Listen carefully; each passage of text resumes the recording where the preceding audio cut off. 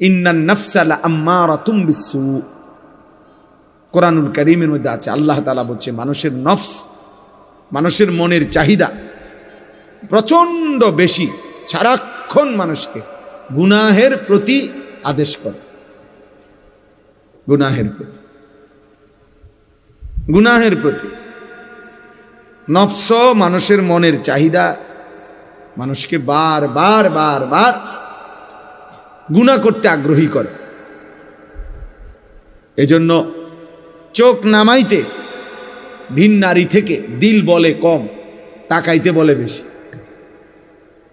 সবাই আমরা কল্পনা করে দেখি, মনে যেন ভেতর থেকে কে যেন বলতেছে দেখো, দেখোস না, দেখবি না, আর একটু দেখে ফেল, কিন্তু দেখবা না, সাবধান, আল্লাহ তাআলা দেখতেছেন, আল্লাহ তাআলা হিসাব রাখছেন, ডানে বামে ফেরেশতা লিখতেছে, হাসরের ময়দানে বিচার হবে। এই কথাটা মনে করানো ভিতর থেকে, এটা কম, এটা কম। এজন্য আল্লাহ তাআলা বলছেন মানুষের মনের চাহিদা মানুষকে গুনার প্রতি বেশি ধাবিত করে, গুনাহের প্রতি। এই জন্য দয়া করে ছেলেরা, নওজোয়ান, বাঁচতে হলে চেষ্টা করতে হবে। আর যদি বলো ঠিক আছে হুজুর আমি আমার আখিরাত বলতে কিছু বুঝি না, মৃত্যু, কবর, পরবর্তী জীবন, এটা বলতে আমার কোনো কিছু নাই, বুঝ নাই, আমি এটা চাইও না, আমি ফেরাউন নমরুদের মতো, হামান কারুনের মতো শুধু দুনিয়া ভোগ করতে চাই, তো ঠিক আছে, চলো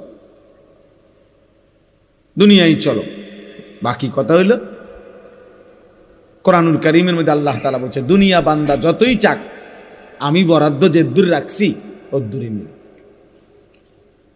তোমার আব্বা চেষ্টা করেও, তোমার 14 গোষ্ঠী চেষ্টা করেও এর চাইতে বেশি দিতে পারবে, ওইটুকু দুনিয়ায় মিলবে যেটুকু আল্লাহ লিখে রাখছে, ফাঁকি দিয়া আখেরাতটা বরবাদ করে দিবে। যত নারী দেখছো অত নারী কোনো তোমার জীবনে মিলবে না, যত সম্পদের লোভ করছো, টাকার যত প্রয়োজন মনে করো, এত টাকা কোনো মিলবে না। এক একজনের মনের যত চাহিদা, যত কিছু আকাঙ্ক্ষা, সব আকাঙ্ক্ষা পূরণ হয় না, এটাই স্বাভাবিক।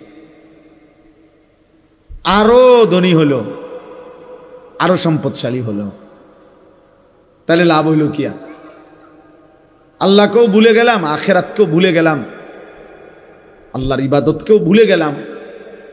এখান দিয়ে মনের ইচ্ছা মতো তো সব পাইলাম না,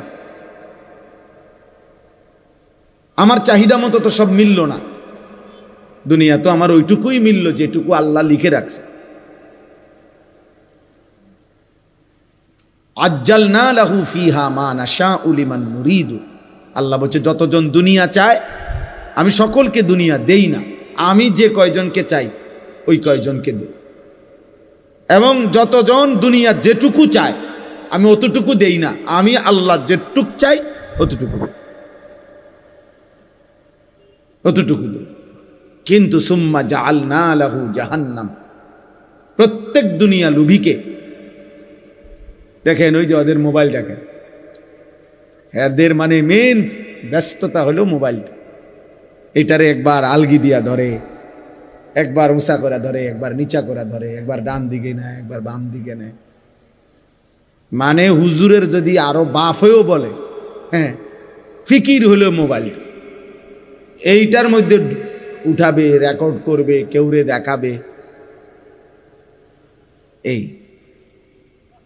কারে বলে, কি জন্য বলে, কোনো ফিকির নেই।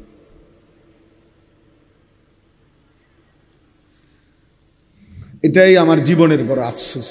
আমি সব সময় বেশি আফসোস করি যে মানুষ তো মাঝে মধ্যে একটু স্থির হয়, মানুষ তো একেবারে মাতাল লোকও তো মানুষে মাঝে মধ্যে তালাইয়ে যে নেশা করে, নেশাখোর, সেও তো 24 ঘন্টা নেশা করে না, মাঝে মাঝে তার নেশার ঘোর কাটে, স্বাভাবিক হয়। যখন আবার নেশা করে তখন হয়তো মাতাল হয়, কিন্তু নেশা মুক্ত অবস্থায় তো কিছু সময় স্থির থাকে। কিন্তু মোবাইলের আসক্ত এই নেশা করে 1 মিনিট থামে না, 1 মিনিটও থামে। রাত নাই, দিন নাই, সকাল নাই, দুপুর, একটাই কাজ, একটাই ফিকির, একটাই জীবন, একটাই স্বপ্ন, একটাই জীবন। 24 ঘন্টা মোবাইল। কি বাথরুম, কি পেশাবখানা, কি খাদ্য খাবার, ঘুম, ঘুম থেকে উঠা, ঘুম থেকে ঘুম যাওয়া। আহা, জীবনটা যেন অক্টোপাসের মতো বেঁধে ফেলছে, শয়তান বেঁধে ফেলছে। আফসুসের বিষয় ভাইয়া, আফসুসের বিষয়। মাঝে মাঝে তো আলাদা হওয়া উচিত গুনার থেকে, যে সারা দিন রাত মোবাইল এটা দিয়া করিটা কি? আমার কি কোনো আল্লাহ নাই? আমার কি কোনো রাসূল নাই? আমার কি মৃত্যু হবে না? আমার কি আখিরাত হবে না? আমি এখন আসতেছি বাখরনগর, কোম্পানিগঞ্জের পরে পরে যে স্টেশন, ও প্রাইভেট কার বাড়ি দিছে অটোতে, মনে হয় একজন লোক দেখছি পড়ে রয়েছে, জ্যাম বাইজা গেছে, বাটার মাছার পানি দিতেছে। এই জিন্দিগি।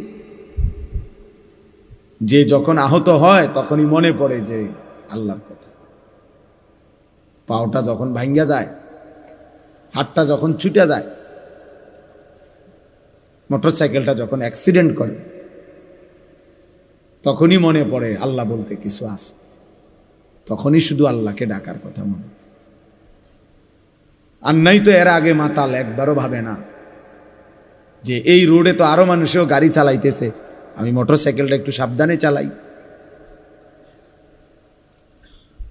এটা তো আর আমাগো বাড়ির উঠান না। সিদ্ধান্ত এটাই, যতক্ষণ আল্লাহকে যেন বলছে, আল্লাহ যতক্ষণ পর্যন্ত তুমি ঠ্যাং ভাঙ্গা না দিবা, মাথা না ফাটাইবা, ততক্ষণ চালাবো।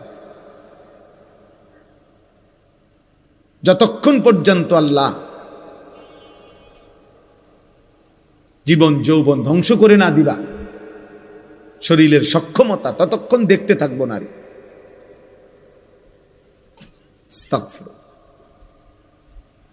এজন্য দোস্ত, এটা ভাবা উচিত, বাবারাও ভাবা উচিত, সবাই আমরা ভাবা উচিত।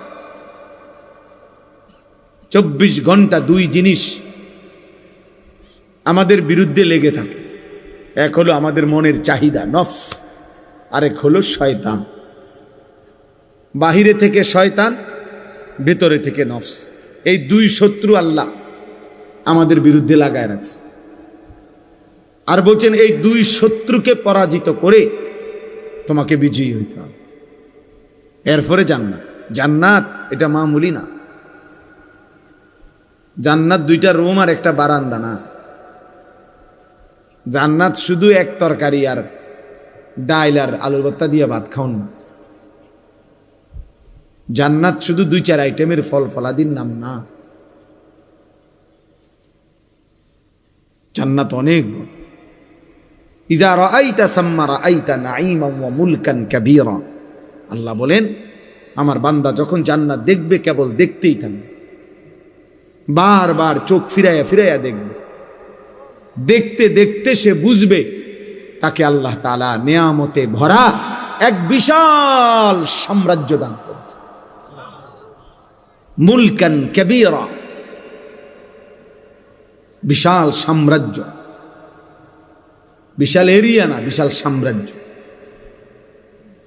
সবচেয়ে ছোট জান্নাত আল্লাহ নবী সাল্লাল্লাহু আলাইহি ওয়াসাল্লাম বলছেন 10 দুনিয়া বরাবর, 10 দুনিয়া বরাবর। সর্বশেষ যেই লোক জান্নাতে যাবে তার জান্নাত। আমরা যেমন নবীকে বিশ্বাস করি, খোদার কসম এই কথাও আমি কমপক্ষে ইয়াকিনের সাথে বিশ্বাস করি। আলহামদুলিল্লাহ। কারণ আমরা বিশ্বাস করি আল্লাহর এই কথা, রসুলের এই কথার মধ্যে এক জাররা পরিমাণও সন্দেহ নেই।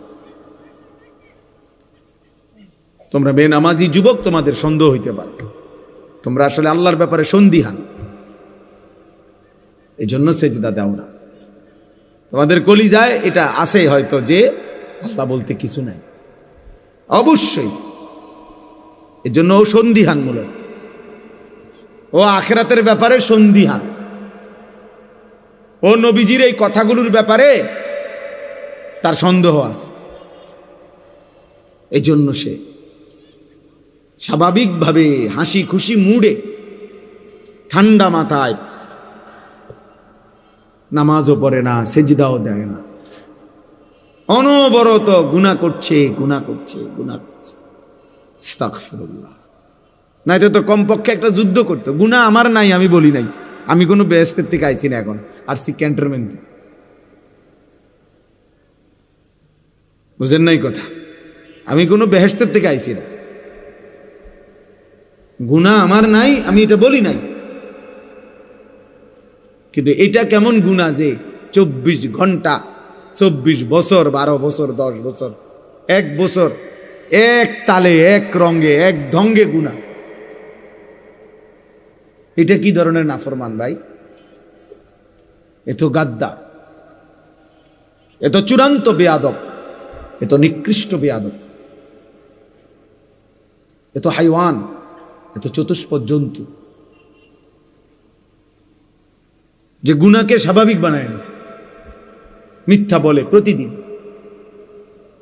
চুরি করে প্রতিদিন, নারী দেখে প্রতিদিন, জিনা ব্যভিচারের দৃশ্য দেখে প্রতিদিন, সুদ খায় প্রতিদিন, ওজনে কম দেয় প্রতিদিন, কাস্টমারকে ঠকায় প্রতিদিন, হালাল হারামের কোনো পার্থক্য নাই প্রতিদিন, বিড়ি সিগারেট খায় প্রতিদিন, নাচ গান টেলিভিশন নর্তকী দেখে প্রতিদিন, কথায় কথায় গালি দেয় প্রতিদিন, ফজরের নামাজ পড়ে না প্রতিদিন। এই কি সাধারণ পাপী মনে করছেন? তো সীমালঙ্ঘনকারী, এ তো সীমালঙ্ঘনকারী, এ তো বেয়াদব, এ তো গাদ্দার। এই জন্য হাদিসে আছে, আল্লাহ নবী সাল্লাল্লাহু আলাইহি ওয়াসাল্লাম বলছেন, কুল্লু উম্মতি মুআফান ইল্লাল মুজাহিরিন। আমার উম্মতের সমস্ত পাপীর গুনাহ তওবা করলে আল্লাহ মাফ করে দিবে, কিন্তু গুনাহকে যে প্রকাশ্যে করে বেড়ায়, গুনাহকে যে স্বাভাবিকভাবে করে বেড়ায়, গুনাহকে যে ধারাবাহিক করে বেড়ায়, সবার সামনে হাসতেছে, গালি দিতেছে, হাসতেছে, টেলিভিশন দেখতেছে, হাসতেছে, বিড়ি সিগারেট খাইতেছে, লেনদেন করতেছে, মানে গুনাহকে একদম প্রকাশ্য খুললাম খোলা, অর্থাৎ একেবারে দিবালোকের মতো স্বাভাবিকভাবে, লজ্জা সংকোচ, একটু বিব্রত, একটু লজ্জিত, কোনো অনুভূতিও নাই। আল্লাহর নবী বলছে, এমন নাফরমান উম্মতকে আল্লাহ মাফ করবেন। হাদিস, এটা হাদিস।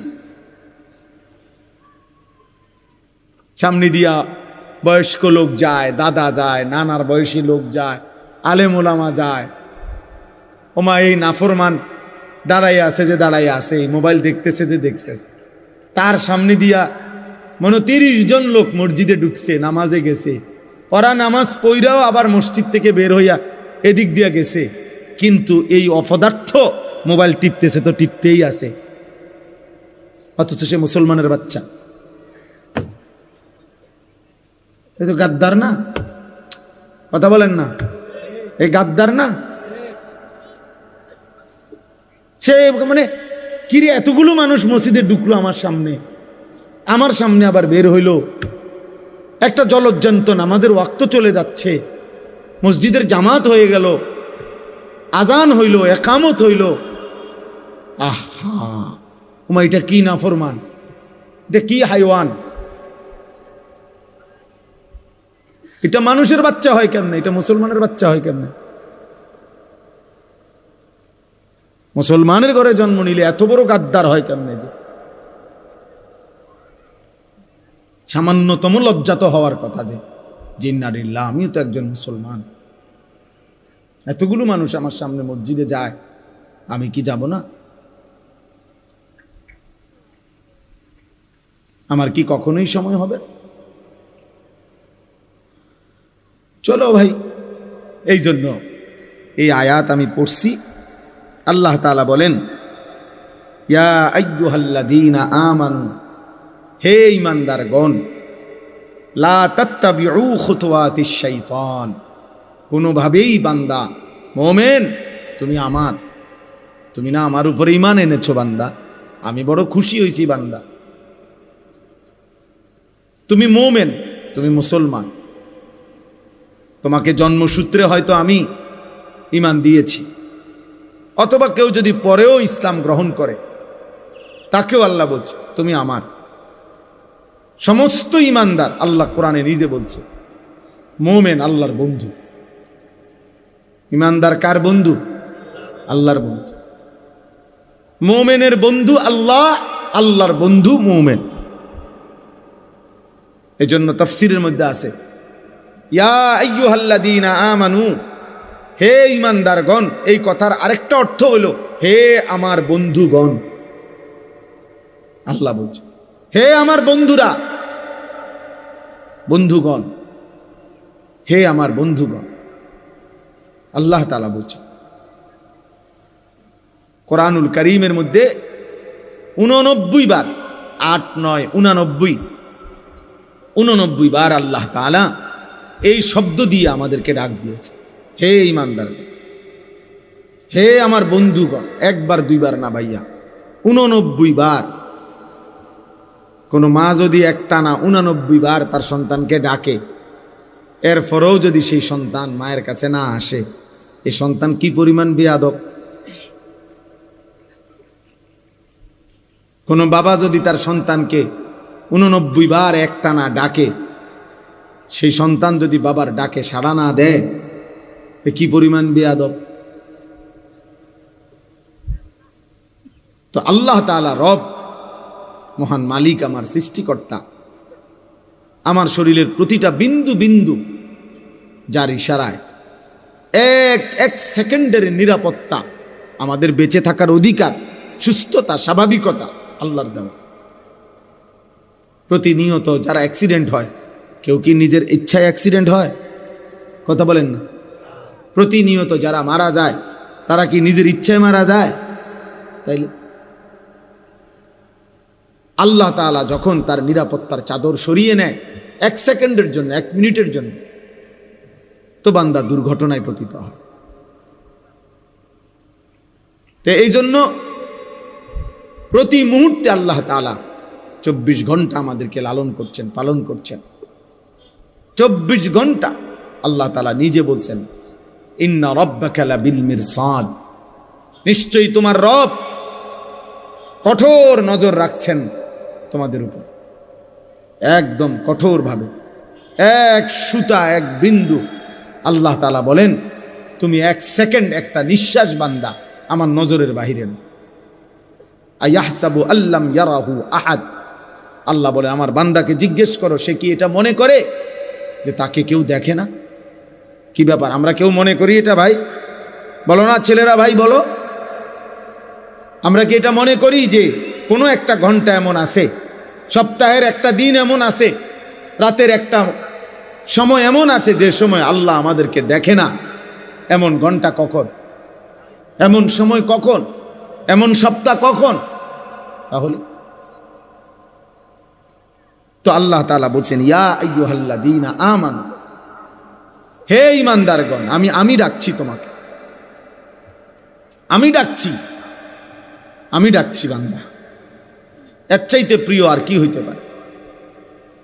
হাসান বসরি রাহমাতুল্লাহ আলাইহি বলছেন, একজন মুমিনের উচিত এই ডাকটা শুনবার পর গোটা পৃথিবী ভুলে গিয়ে আল্লাহর ডাকে কান পাতা শোনা, রাখো সব চুপ, আমার মালিক, আমার মুনিব আমারে ডাক দিছে, আমি শুনি তিনি আমাকে কি বলছে। এটা ইনসাফের দাবি।